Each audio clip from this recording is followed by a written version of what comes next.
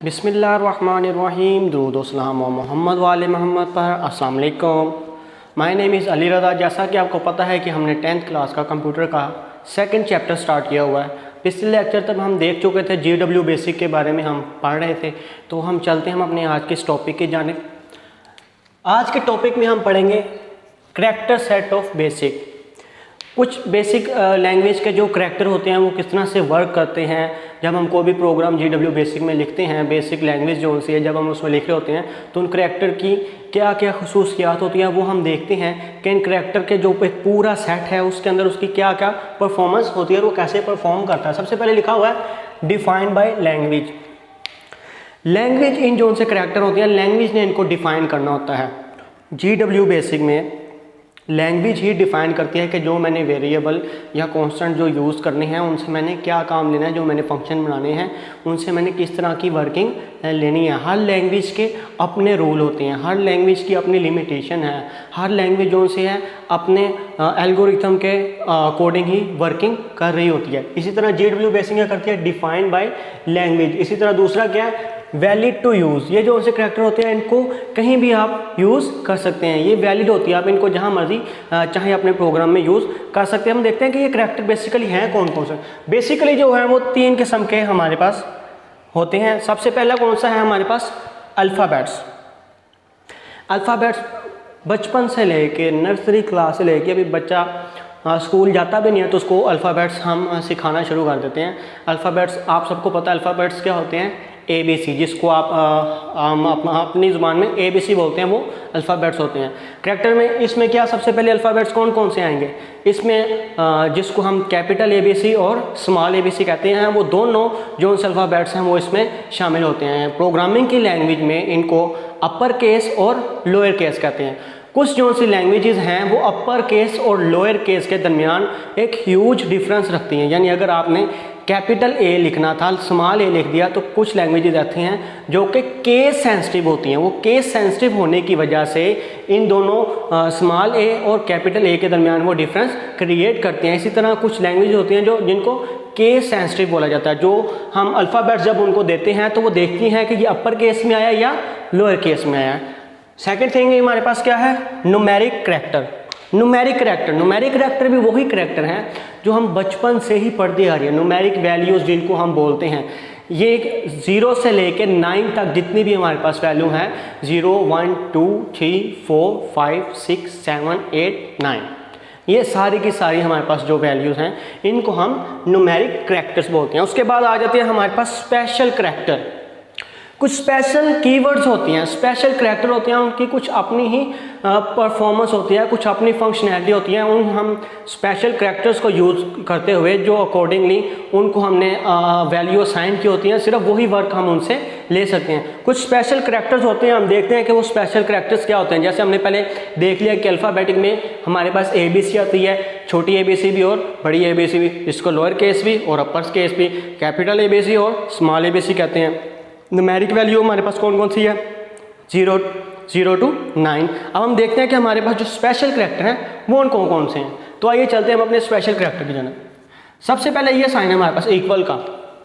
Equal का sign programming language के अंदर जब भी हम कोई प्रोग्राम डेवलप कर रहे होते हैं तो इक्वल का साइन हमेशा वैल्यू को असाइन करने के लिए यूज़ किया जाता है। फॉर एग्जाम्पल यहाँ पर मैं लिख देता हूँ A इज इक्वल टू 5।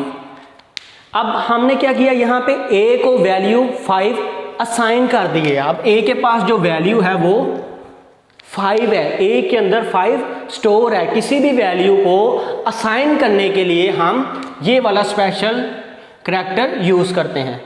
उसके बाद किसी भी 2 वैल्यूज़ को ऐड करने के लिए हमारे पास ये वाला स्पेशल करैक्टर है, इसको आप बखूबी जानते हैं, प्लस का साइन है। उसके बाद ये सब्ट्रैक्शन के लिए हमारे पास माइनस का साइन जिसको आप लोग बोलते हैं वो यूज़ होता है। मल्टीप्लिकेशन के लिए हमारे पास ये वाला साइन यूज होता है। जहाँ भी प्रोग्रामिंग लैंग्वेज के अंदर आप देखेंगे इक्वल का साइन आएगा तो प्रोग्रामर के माइंड में फ़ौरन से आ जाता है कि यहाँ पे वैल्यू असाइन हो रही है। इसी तरह कहीं भी उसके सामने ये प्लस का साइन आएगा उसको पता चल जाएगा दो वैल्यू आपस में ऐड हो रही हैं।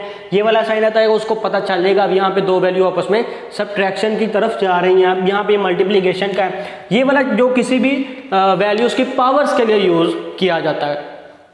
उसके बाद नंबर लाइन के लिए जब भी हम प्रोग्रामिंग लैंग्वेज में काम कर रहे होते हैं तो नंबर लाइन के लिए हम ये वाला साइन यूज़ करते हैं। उसके बाद ये परसेंटेज का, इसी तरह ये जो डॉलर का साइन है ये कोई भी ऐसी स्ट्रिंग वैल्यू अब हम आगे जाके देखेंगे कि स्ट्रिंग स्टेटमेंट कौन सी होती है, स्ट्रिंग वैल्यू कौन सी होती है।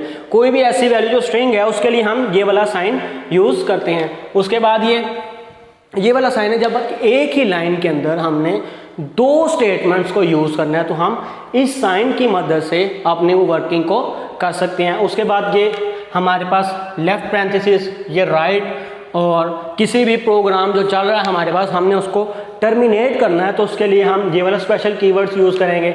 इसी तरह टैब है, कोई भी दो वैल्यूज़ के दरमियान स्पेस क्रिएट करने के लिए हम टैब को यूज़ करते हैं। एंटर, किसी भी प्रोग्राम को रन करने के लिए हम एंटर का यूज़ करते हैं। ये था हमारा जो सा था character of set of basic. लेकिन जो हमारा अगला टॉपिक है वो है रिजर्व वर्ड्स।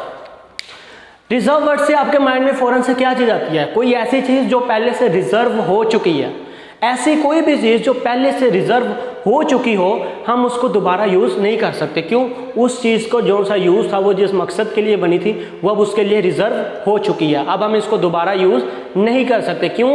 क्योंकि ये जो बर्तन है फॉर एग्जांपल हमारे पास है उसके अंदर हमने कोई सालन वगैरह रख दिया है तो अब वो जो बर्तन है वो रिजर्व हो चुका है। जब तक के लिए जो उसके अंदर सालन पड़ा हुआ है हम वहाँ से निकाल नहीं लेते तब तक के लिए वो जो सा हमारी बर्तन है वो रिजर्व लेगा। इसी तरह कुछ कीवर्ड्स होती हैं जो हम पहले ही जो लैंग्वेज होती है वो अपने लिए रिजर्व कर लेती है। हम उनको दोबारा अपने प्रोग्राम में किसी और मकसद के लिए यूज़ नहीं कर सकते। वो चीज़ पहले रिजर्व हो चुकी है। फॉर एग्जांपल हमने लाहौर से फैसलाबाद जाना है तो आप क्या करते हैं? घर वाले कहते हैं कि ईद के दिन आने वाले हैं, रश बढ़ जाएगा, अपनी सीटें पहले ही रिजर्व करवा लो। अब वो जो सीट है आपकी रिजर्व हो चुकी है, अब उस पर कोई दूसरा आके नहीं बैठ सकता। आपने वो पहले ही अपने लिए रिजर्व कर ली है। अब वो जो सी आपकी सीट थी उसको कोई और यूज़ नहीं कर सकता। इसी तरह कुछ कीवर्ड्स होते हैं जिनको जो सी लैंग्वेज है वो पहले ही रिजर्व कर लेती है, उनको हम दोबारा किसी और मकसद के लिए यूज़ नहीं कर सकते। हाँ, ये होता है कि जिस मकसद के लिए वो वर्ड्स को रिजर्व किया गया हम सिर्फ उनसे अकॉर्डिंगली उन्हीं कीवर्ड्स के वही काम ले सकते हैं। तो हम देखते हैं सबसे पहले क्या, can't be use as a variable name. कोई भी रिजर्व वर्ड उसको हम वेरिएबल नेम के तौर पर यूज़ नहीं कर सकते। इसको दोबारा सुनेगा, कोई भी ऐसा कीवर्ड जो कि रिजर्व वर्ड बन चुका हुआ है हम उसको वेरिएबल के नाम पे नहीं यूज़ कर सकते। सेकंड थिंग क्या है? Pre defined meaning. अब जो भी कोई रिजर्व वर्ड्स होते हैं उनकी कोई ना कोई स्पेसिफिक मीनिंग प्रोग्रामिंग लैंग्वेज ने बना के रख लिए होते हैं। अब वही मीनिंग ही उसके यूज़ होंगे, वो पहले ही डिफाइन कर लिए गए हैं प्रोग्रामिंग लैंग्वेज के अंदर। उनको डिफाइन कर लिया गया है कि इस कीवर्ड रिजर्व का क्या मतलब है, वो सिर्फ फिर उसी के लिए ही यूज़ होगा। लास्ट थिंग क्या, नो यूज़ अदर पर्पस। जैसा मैंने आपको पहले बताया एग्जांपल के थ्रू कि जब एक चीज़ रिजर्व हो जाए हम उनको किसी दूसरे मकसद के लिए यूज़ नहीं कर सकते। हर चीज़ का एक स्पेसिफिक अपना कोई पर्पस होता है, हम सिर्फ उसको उसी के लिए ही यूज़ करते हैं। आगे जाके हम देखेंगे हमारे पास कुछ कंडीशनल स्टेटमेंट आएंगे जिसमें हम इफ एल्स का यूज़ करेंगे, वाइल का यूज़ करेंगे, लूपिंग का लूप को यूज़ करते हुए कंडीशनल स्टेटमेंट को यूज़ करेंगे।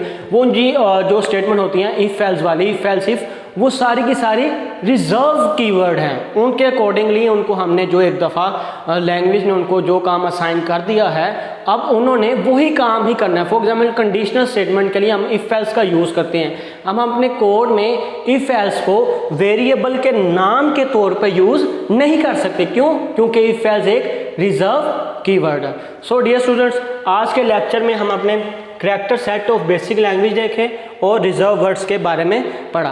तो उम्मीद करता हूं कि आज के लेक्चर में आपको काफ़ी हद तक आज के कॉन्सेप्ट क्लियर हो गए होंगे। मिलते हैं अपने अगले लेक्चर में, तब तक के लिए अल्लाह हाफिज़। Thank you very much.